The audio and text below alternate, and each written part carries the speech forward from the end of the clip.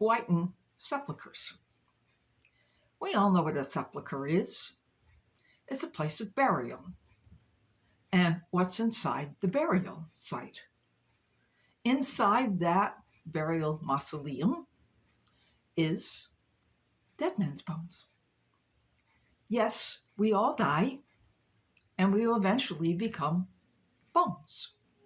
That'll be all that will be left of us. Our flesh will have rotted away, and there will be nothing left but a skeleton. And in the Gospels, we meet Jesus. And he talks to the Pharisees and says, you appear pure on the outside, but in reality, deep down in your heart, you're nothing but dead men's bones. Which means you're empty. You're just nothing left of you. That you're all sham. That you're all just outside, external. No depth or no meaning to what you do. It's all just for show. And Jesus said this to them because he knew of their hypocrisy. They were going around, they had their tassels hanging from their shawls as long as they could make them, and they had their little earpieces as big as they could so they felt like they could look holier than they were.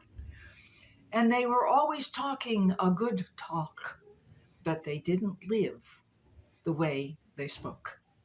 In other words, they were empty. In other words, they were full of dead men's bones. And because of that, they were not sincere, and they could not really be believed. But there's one thing we know about Jesus. There was nothing about dead men's bones about him, because he was the real thing. He spoke the truth. There was nothing hypocritical about him. What you saw is what you got. It was the real thing. And he asks us the same thing. Will you follow me? And if you do, will you get rid of all those dead men bones that you're living with? Are you a hypocrite? Do you say one thing and live another? Do you demand that somebody do something that you didn't do yourself or wouldn't do yourself? Yes, hypocrisy. That's what makes dead men's bones. Hypocrisy. Being something you're not. And all Jesus asks us when we follow him is to be real, to be truthful, to be transparent. And when we are, we will be the greatest thing we could possibly be. True to ourselves, true to our beliefs, and true to the God that loves us.